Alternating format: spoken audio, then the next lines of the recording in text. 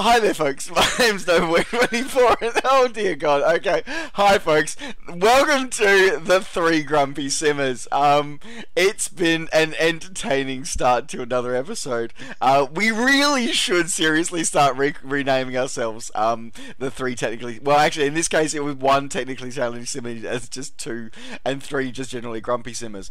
Anyway, welcome to the next installment of a little bit of an editorial commentary here today, and we are coming to you this episode to discuss something which, funny enough, can really polarize some communities, particularly, and this is more something of an online community thing rather than a sort of a real world community thing. But at the same time, this is something that doesn't just affect the simulation space. So we're sort of sailing into new uncharted territory here and sort of exploring, the world as a whole here.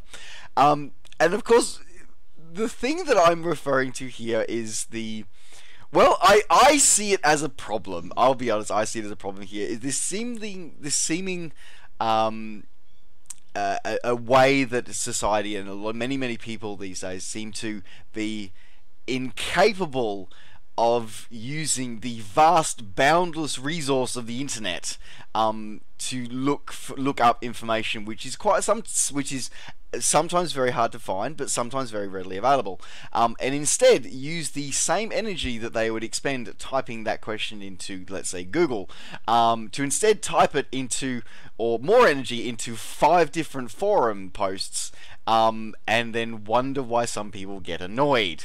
So we're of course talking about and of course this whole thing has led to a new cottage industry. But let's talk to all three of us, get some insight from all three of us. So Drew, I know I would love to hear your thoughts on this one, because as you've seen the evolution of things change, of things as time has gone onwards. What do you think about this, and how do you sort of how do you view it? How do you deal with it? Yes, Drew. That was I don't know, guys. I don't know. As a background, folks, all wish Bel Geode a happy birthday, by the way. So he's just had his birthday, so make sure you wish him a happy birthday for this. Birthday, man. It's funny, growing up with, the internet in its infancy and so on and so forth, I've seen so much fabulous stuff happen as a result of this new technology. One thing that I've always said, and unfortunately it holds true now more than ever, yeah, we might be in the information age, but we sure as hell have not learned how to communicate. I have on my cell phone, you all can't see it, pretty much all the pictures that I've sent to you two throughout the day, because of course when I'm working I'm usually bored, and I'm on Facebook a lot. Yeah, of course, yeah. I hope my boss is not watching this, otherwise I might get into trouble, but I'm on Facebook a lot, and constantly stuff comes up. Just a couple of gems that I have here. One guy posted in beautiful red gradiating to blue, the really fancy font and everything. Which website for download FX? This question. So we've got something like this, and we've got like tons and tons of others that I've sent to you all, because I just needed an extra pair of eyes to verify that I'm not going crazy, that I actually did see this on the internet. And sure enough, it's all over the place. I mean, I don't get it. I really don't get it. I mean, I understand if you're new, coming into the sim and so on and so forth. And please, for the love of everything that is holy, do not jump into a 747 when you're just starting out. But we realize it happens. What I don't get is when people come online with stuff that could easily be found if you just a little bit of energy put towards it. It just blows my freaking mind. I'm looking through some of this stuff here. You guys keep talking. I'm gonna see if I can find some of the gems here that we've collected over the last month or so. Sergio, for you, like, because you see this sort of from a Simmings perspective, but I'm guessing you probably see this in a programming world as well. Oh yeah, we see it all the time. But actually, on the programming world, you have like this website where that has everything, so people go there and find stuff there, called Stack Overflow, and we usually joke around and say that you don't need to know how to code, you just need to know how to look stuff into that on that website. Now the thing is, I believe people put the energy to look and to search for things, but just not the right way. Are you sure? Yeah, I know. Dude, I'm sorry. That was a perfect example. Like, what website to download MSX? Like, I'm sorry. Yeah. Literally, Yeah, but look, if you type that this into guy- Google, it was fine. Yeah, but the thing is that instead of this guy did this on this just one channel, one group that we found out, but I've seen it, and I know you have seen it. Guys posting the same question on 4 or 5 different groups. So they do put the energy into it, but they do it completely wrong. And it's I think that we are coming from the time where people used Google for everything to a time where people are much more social and use cell phones and whatnot, not to search for something, but to ask other people for something. And it's a completely new way, a different way of using the internet. And that's a big reason why companies like Facebook are looking into artificial intelligence, because they want to be able to give people these answers when they ask them, instead of them waiting But for other that's- people to reply. But that still requires the simple thing of they have to enter that into a forum, or not into a forum, but into a place to search it, rather than asking a question. It's like seriously, like and using the example, like the other, the classic one that I see a lot in the forums is things like is like where do I get a liveries for, or where do I download this particular aircraft? It's like literally. And as I sort of alluded to before, there's been this whole mini cottage industry of let me Google that for you, has sort of come around because of this. Because literally, if they typed exactly what they posted into Facebook into Google, they would have had their answer already. They would have had the answer. And this is actually the part that I probably am actually more concerned about, because it seems to be that people. I don't want to say they're getting lazy, but I have to wonder. No, you can say it. I can, okay, because You can say it. I've got proof right here. Seriously, I have proof right here. So this is the thing. Is it like literally we have these tools available to us, like we all use them, you don't even have to go to google.com anymore. You just type your question into the damn browser and it will it'll go via Google for you. Like, you don't even have to go there. It's not like the old days of like Alta Vista, when you used to have to like go through like 3 hoops to get to the search engine.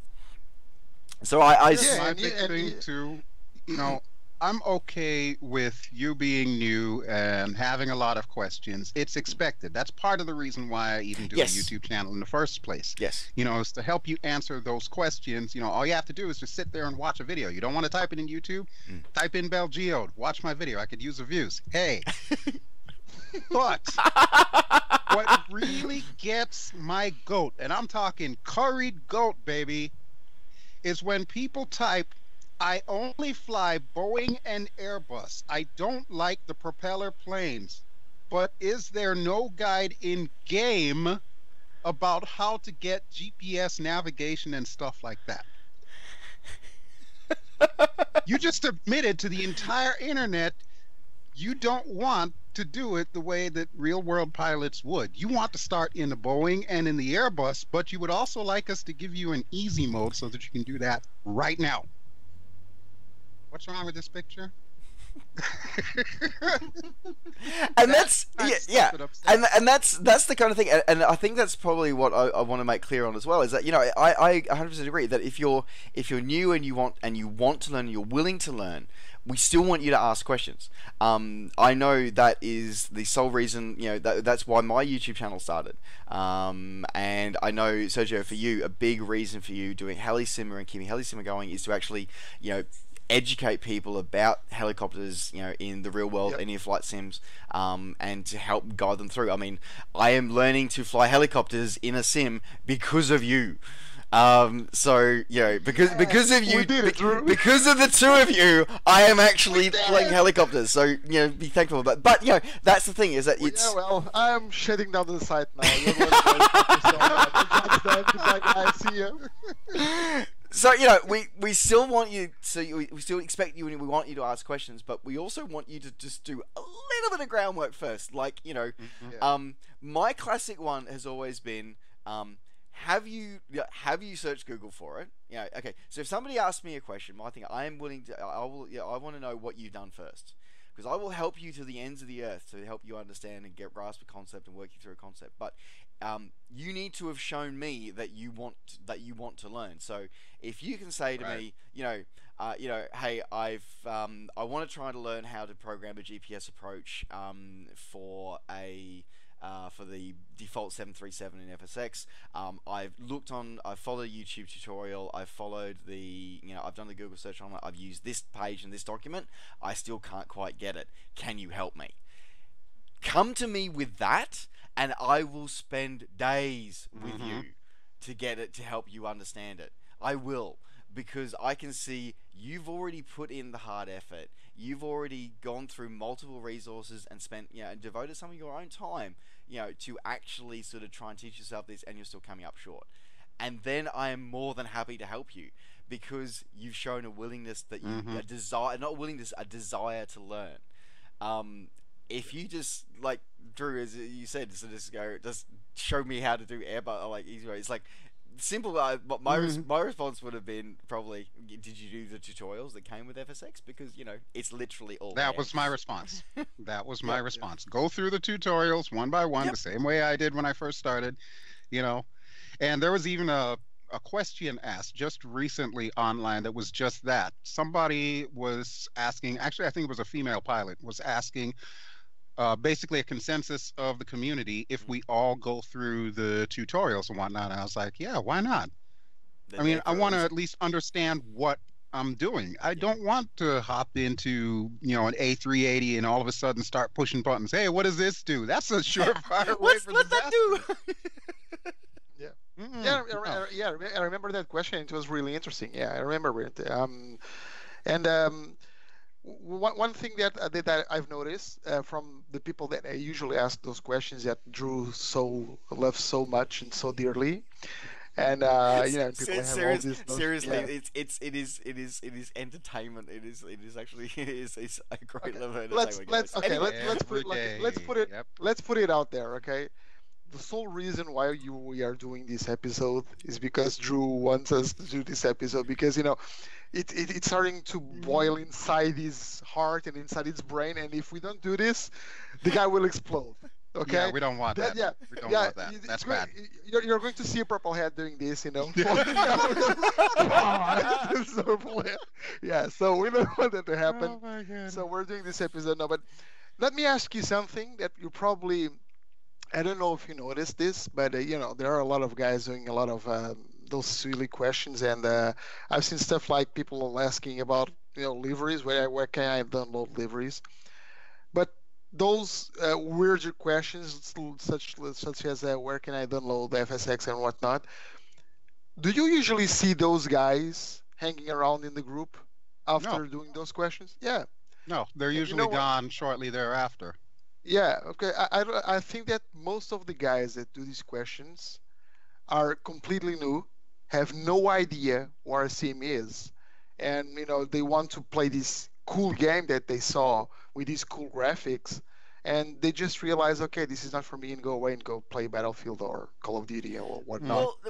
We have a lot of these guys. See, I don't know. See, I think that's part of it, but there's another part of it too, and this is more my concern, is that it's becoming an institutional and generational thing. It is.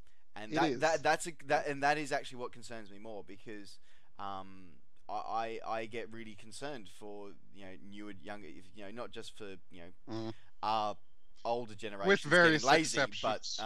With but various exceptions to the rule, yes, Bill, because yes, I've met a lot of brilliant kids that mm, have taken the bull by the horns yep, and just absolutely. run with it in the sim world and graduated into real life. So yeah, I wouldn't, But paint everyone with the yeah, same brush, but but yeah, there's exceptions. it's a concerning trend that I'm seeing, and I'm seeing it not just in flight simming. I see it in my professional life as well. I mean, I ran retail stores for a decade, and the attitudes that I was seeing starting to come through as I wound up my time in front of house retail was just really starting to concern me, and this seems to be a manifestation of that, and it's something that I don't know, and this is sort of where I sort of go back. Is I'm not saying that it's our responsibility as a simming community to fix, because I don't think it's a simming problem. This is a something that was a broader global community issue. And it's something that maybe we need to look at. Is this where we sort of go, make sure that our younger generations and our older generations are actually being more engaged in critical thinking, or what are we doing? Because it just seems to be that Mm. everybody's going for but it's almost like they're not even going for the lazy option anymore. Like the lazy option was always Googling. Now there's like there's not No, even the too lazy much option work. anymore. That's Mm-mm. that's Nope. too much work now, and that's concerning for me. As I said, and that's why I sort of said at the start of the episode that this isn't just a simming problem that I see. I think it's something that outside of the world, and I'm hoping that maybe we'll see the trend change into the future. But at the moment, it is concerning from what we see. So yeah, Sergio, I definitely agree with what you say, that often we don't sort of see them coming back very often, or if we do, Yeah. they'll come back often with the same question again about 2 weeks later, because they've been laughed out of a community. But anyway, again, it's the double-edged sword of this, because at the same time we still want people to ask questions. Hmm. We still Yeah, want people to ask but questions, we but want them to ask the right questions, right? Not the dumb Right. questions. and Yeah, that's the thing, and then you mentioned that people having this critical mind and critical spirit, and I think that what's lacking to a lot of these guys.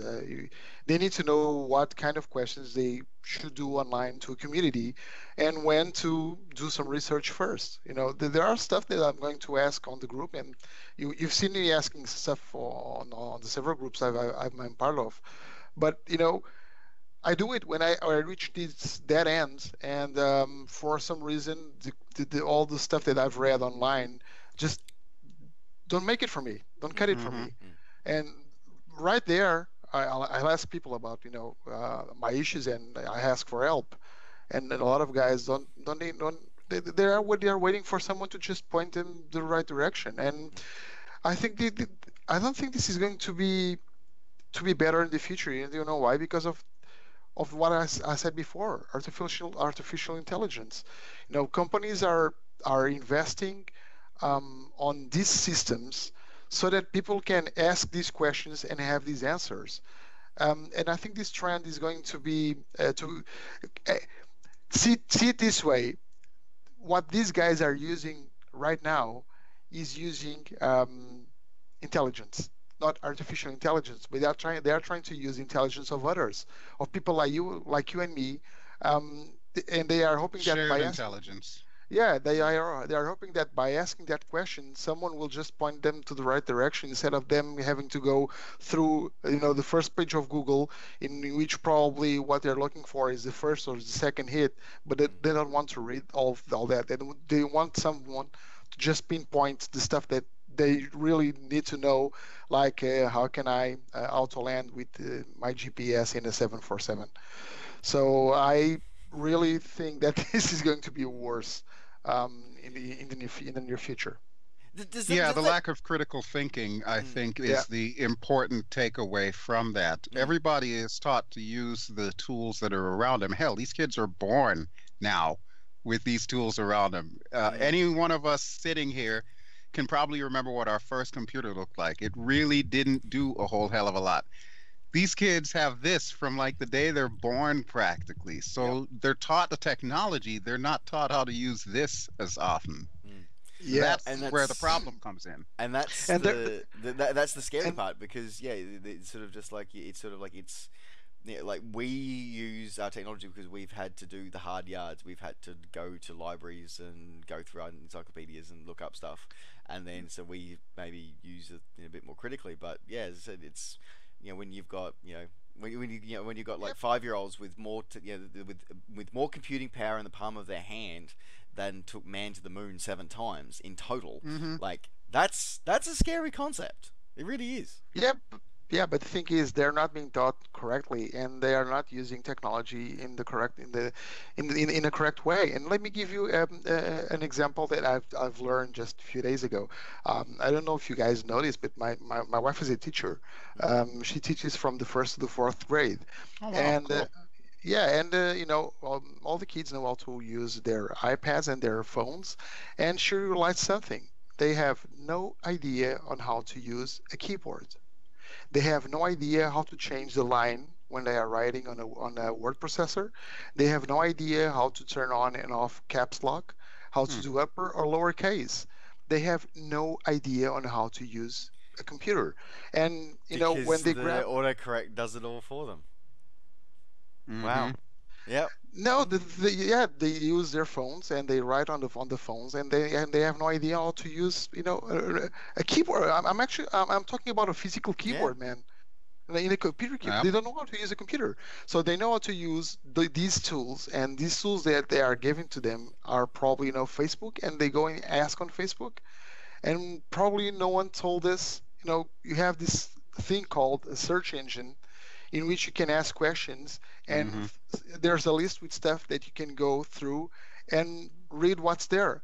A lot of guys do. Okay, a lot of Mm. people know this is it's almost common sense, but there are newer generations that have absolutely no idea I what agree. Google is and how it works. And these I agree. kids that my wife told me about, and I was just like, oh my God, yeah, it hit me. They know how to use, this place like this and go, with their fingers and whatnot and talk to the phone, and the phone does things, and yet they don't know how to use a computer, a word I processor. laugh. You know? I laugh because very recently I had to explain to someone younger what the Encyclopedia Britannica was. Think about that. No! We are rapidly No! approaching that time where Yeah. all the search engines that we used to use as kids Oh my will no god. longer have Wow. any to the general population at large. And I remember when Yeah. my son was growing up, similar to what you were just saying, Sergio. Um, yeah, he knew how to use a computer. I taught him all of that good stuff and whatever. But where he started to suffer, he couldn't write worth a crap. His handwriting looked like basically a 2-year-old with crayons. There's a reason why I type and I don't write anymore. Yeah. Yeah. Yeah. I Yeah. got told that I should have had my career as a doctor because my writing is already up to that standard. Exactly. Yeah. Yeah. I won't Well, say no I've been names. told the same. Yeah. I've been told the same over and over again. And my wife, she's a teacher. She makes fun of me, and I type a lot more fast, a lot faster than I can actually write. And there's a plus. I can read what I type. I cannot read what I write with my handwriting. I have no Yeah, try idea. doing it in cursive. It's like a Yeah. magic thing. A couple of days later, I just go in. Oh wow, yeah, I was ranked for sure. I had rum or something. So, Okay. as I said, it's something that I've wanted to touch on for a while because it's something that Yeah. that I feel is a thing. I don't want to say, as I said, I know to a lot of our viewers are sort of mostly the simulation community, but I don't want to say it's our community's problem and our fault. But at the same time, it's something to think about, and for those who are coming through, it's always a great thing to. And maybe that's how we can give back to a global community as a simulation community, is that we can sort of start teaching these kids to, and I know it's a very polarizing issue when you come back with somebody with a question like, what website to download for FSX. I know it's very polarizing when you come back with the answer of, let me Google that for you. That gets one of two responses: either people love it, or people go, "Oh, you can't say that to like somebody new." It's like, you know Mhm. what? I think we can. I think We we should at can, least. and I think this is where we can. And for those who don't like that response, it's a case of, well, we have to play our part as a well. I think we should. We don't have to, but I think we should play our part as a global community to actually sort of help teach these younger generations coming through basic critical search and critical thinking skills. Because once they know it, they don't have to just ask Facebook. They can actually search this thing on their own. Who knows what career paths and education paths we might unlock for these kids? That's a way I look at it. So.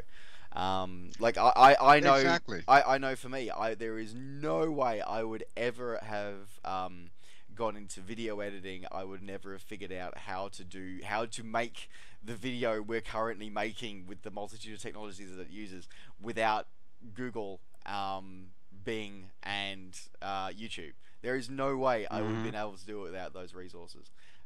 So yeah, it's something that I think we should encourage people to do. And sometimes tough love, like saying let me go and Google that, is actually possibly what the world needs. So yeah, that's my thoughts.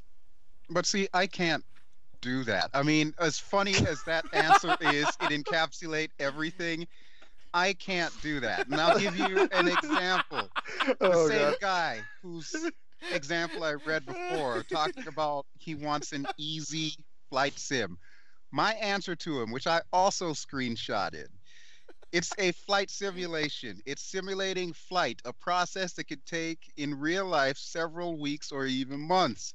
It isn't a game, nor does it have an easy mode. Being a newbie is not an excuse for what you're asking for. You're on the internet.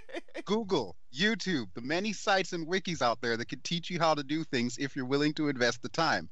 If it's not what you want, then you seriously need to think about why you want a flight sim. That was my answer to him. Yeah, that's actually a really good answer. You've given him the tools. That's a good answer. You've actually given him the tools. It's just gotten to that point. I'm like, okay, you know what? I'm done with you guys. This is what I'm going to tell you, and you either like it or lump it. You could delete me from the group. I don't care, whatever the heck. My grumpy simmer is coming out. And maybe looking at this, maybe this is where, bringing it back to the flight simulation world for a moment, maybe this is where Dovetail's got it right. I know that there are a lot of people. Oh my god, if I see it posted one more time, when will we have Boeing and Airbus in Flight Sim World? If I see that one more time, I'm going to scream. Anyway, but maybe they've got a point of actually bringing simmers in, new simmers in, giving them the basics and going, let's start you with the basics. Let's start you with a Piper Cub. Let's start you with a Cherokee. Let's start you with a Diamond 42, and actually get you used to the systems in stages. And I know from the sort of hopefully from the things that were hinted at by Stephen, the leading developer at Flight SimCon this year and last year, that we're going to see the lessons and full interactive lessons all the way up to ATPLs, which would be really great to see. But we're not going to see that until after we've got the basic stuff done right. So I think maybe Dovetail's got onto something good. Oh yeah. And that's one of the reasons why I've supported them, because the way that they're doing it is the way that it should be done. But here's the problem with that. You still get all these people that are asking for the Boeings and the Airbus and whatever, and they won't even give Flight Sim World a second look because it's not going to give them that immediate gratification, which is really, unfortunately, all it comes down to is immediate gratification. It comes down to, and it's funny that you mentioned the immediate gratification, because a friend of mine told me about this thing called the cookie test. I don't know if you guys have ever heard of it. So the cookie test is where a group of people were basically they're given a choice. They can either a group of kids. They're either given you said you can either have a cookie right now, or if you wait 15 minutes, you can have two. I think I know where this one's going. Yeah, and it's very interesting when you see 747. Yeah, and it's very interesting where you get the responses. And I'm thinking that the flight sim community, in a way, is actually very much a cookie test on a large scale, where you've got those who are wanting the And you know, and if it's what works for them, great. But there you have the group that want to have immediate access to and be able to fly a 777, a 737, an A380, and that's all they want to do. And they will go for that straight away. They'll go for any sim that can offer them that experience straight away. They are also usually the first people that bitch, whinge, and moan when they can't get it off the ground. That's another issue. Mm-hmm. But when they're able to finally land it, they're also the first people to post, "Rate my landing." Oh dear God, rate no! Sorry, I have a policy now. As soon as I see that pop up on a feed, I've just blocked that person. Done. You're done. Get out of my feed. But yeah, that's. Oh the, man, my Photoshop is so waiting for this video to go. May you get many memes from this episode. Thank you so much. There we go. 3 Grumpy Simmers providing commentary and memes for the flight sim community for 1 year. Anyway, I think on that note, I think we may round out this episode. So I do want to say, as a rounding thought, folks, as I said, we want you to ask questions, but please think about how you're asking them and make sure you've done some research first. Final words from you, Sergio. Yeah, I'm gonna tell you this, guy. I'm gonna tell you that in the end of this video, Tristan is going to post something very magical, you know, in the format of a link to a website where you can find all the information you want. It's called Google. And and if you go there and ask questions, you probably have all the answers. Please do that, Tristan.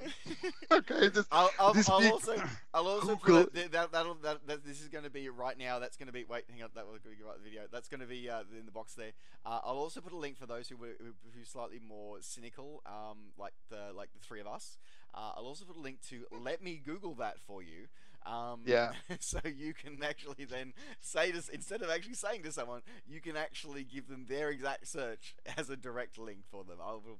Actually, can we put the word Google.com every 20 frames or something?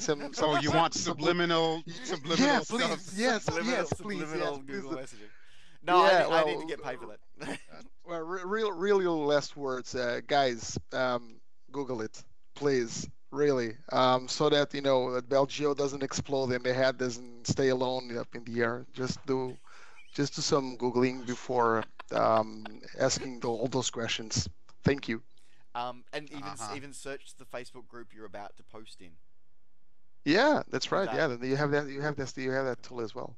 Don't ask questions about 777s in helicopter flight simulation. You will get ridiculed.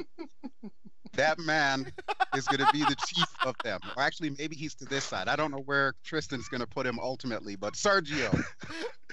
And I'm an admin in that group as well. As far as final words, one thing that I do want to touch on that I don't think anybody else has, definitely take into consideration things such as virtual airlines or virtual flying groups.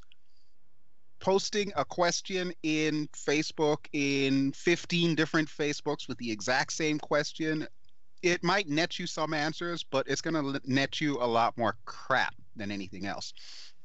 Join a virtual airline if you're into commercial airlines. I ran a virtual airline for 2 years, US Airways Virtual, which is now called American Virtual. That was mine. I ran that for 2 years. When you get into a situation like that, they will teach you everything you need to know to fly those aircraft, and you get to have fun while doing it. Same thing with virtual flying clubs, like a lot of the groups with DCS and whatnot. They will go through the motions with you. They'll teach you all the military lingo that you need to know, and they'll help you out as far as flying the aircraft with you, especially when we get stuff like the Tomcat and whatnot, where you have 2 people in the same plane.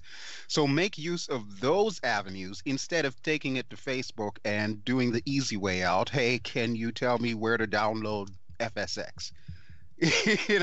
Look around for the groups. They're all there. They're all recruiting. They're all advertising. Find them, join them. You might get some really good friendships. Last thing I want to mention as far as that goes, that same VA that I ran for 2 years, we had a lot of kids from like 13 on up. I still to this day get messages from a lot of these kids who ended up joining the military and flying for real, or even got their Oh, ATP and are now flying commercial aircraft for real. So it's possible. You can do this. It's all there for you. Just please remember, if you're going to post a dumb question, I'm going to screenshot it. And that's all I have to say about that. Where is my redhead? All right.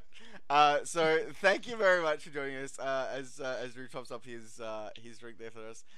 Thank you very much for joining us on our on our current episode of Three Grumpy Simmers. It's as I said, this is a topic that we sort of jokingly talked about for a while, and finally have brought down to it, because it is something that we do believe in strongly, as you can tell. We do want you to ask questions, because we do want to support new pilots, because there is such an avenue. This is such an amazing hobby that we have. But at the same time, there's an old saying of that, the Almighty helps those who help themselves. Who helps themselves. Thank you. So, Preach! Preach! So, so think about that as well, because as I said before, I will be the first that I will help you for days. I completely lost Sérgio. He has just lost his proverbial. I'm sorry. The community drives me to drink, and this is what you can expect when that happens. So we're gonna round that out. I'm 47. I've earned it. I'm grumpy, damn it. No, continue, please. I'm out here. Anyway, I'm just imagining the hat just floating down. Boom flower. That is you know. Anyway, so folks, just think about that, because we do want to support you, because we do want our hobby and our passion to grow. And titles like DCS actually and Flight Sim World are really good at bringing new people in, but they can also be intimidating. We get that, we really do, because we've all been there. We've all started at the bottom as well. But make sure that take advantage of the tools that developers have gone to a great deal of lengths and time and effort to actually put into place for you. Make use of those. Make use of the vast repository of knowledge that is the internet. YouTube, because as I said, as you're talking to YouTubers here, we are talking to you guys here, where our channel started based on being able to help other people and be able to give them access to skills and new ways of doing things. So use technology, use the resources available to you, and there you go. And remember to learn to use a keyboard. Alright folks, thanks very much for joining us. It's been a wonderful, a very interesting, entertaining episode of Three Grumpy Simmers again. It's been a pleasure. Thank you very much, Sérgio, for joining us from helisimmer.com. thank you. Bye bye. Thank you very much to Drew and Bel Geode from Bel Geode's YouTube channel. Ciao. And thanks very much. Don't forget, as always, folks, to like and subscribe to these guys' channels as well, and head over to helisimmer.com website for some great information on helicopters and non-helicopter related stuff. And don't forget, as always, folks, you can subscribe to my channel, and always you can find me on Facebook and on Twitter. Just search NoWing24. Alright folks, thanks very much for joining us. Take care, safe skies to all, and we'll see you next time. Bye for now.